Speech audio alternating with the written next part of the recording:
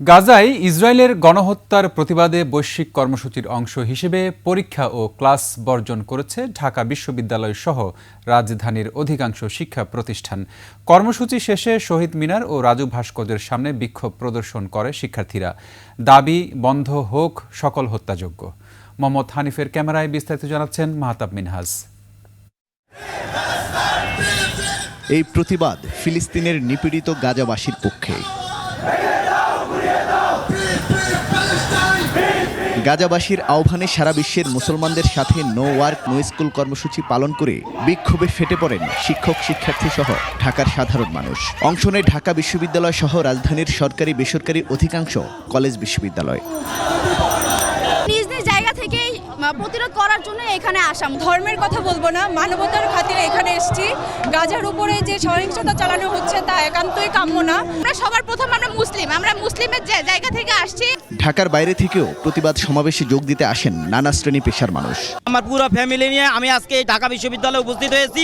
অফিসে যাওয়ার পথে এটা দেখে তারপর আমরা এখানে দাঁড়ায় গেছি। ফেসবুকে দেখে আমার কাছে অনেক খারাপ লাগে।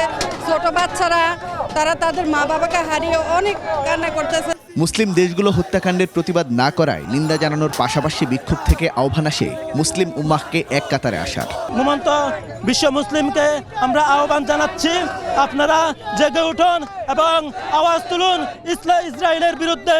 বিশ্বের যত মুসলিম আছে আমি সকলকে আহ্বান করব, সকলে জানে ইসরায়েলের সকল পণ্য বর্জন করে, তাইলে ইসরায়েলকে উপযুক্ত জবাব দেওয়া হবে। আজকে মুসলিম বিশ্বের ঐক্যের সময় এবং সেই ঐক্য প্রতিষ্ঠার মাধ্যমে আমরা যাতে একজন অভিভাবক ফিরিয়ে আনতে পারি।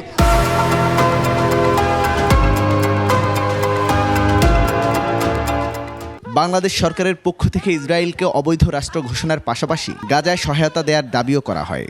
কোনো মেডিকেল টিম বা হচ্ছে যে নার্সিংয়ের কোনো টিম যে ওখানে পাঠানোর জন্য আর্থিকভাবে বা হচ্ছে মানুষ পাঠিয়ে যেভাবে হোক আমার মতে হেল্প করা পসিবল। এর আগে সকাল 9টা থেকে 11টা পর্যন্ত ঢাকা বিশ্ববিদ্যালয় সহ রাজধানীর বেশিরভাগ সরকারি বেসরকারি কলেজ বিশ্ববিদ্যালয় সব ধরনের ক্লাস ও পরীক্ষা বর্জন করে। বন্ধ ছিল ঢাকা বিশ্ববিদ্যালয়ের প্রশাসনিক কাজও। মাহতাব মিনহাজ, 21 টেলিভিশন, ঢাকা।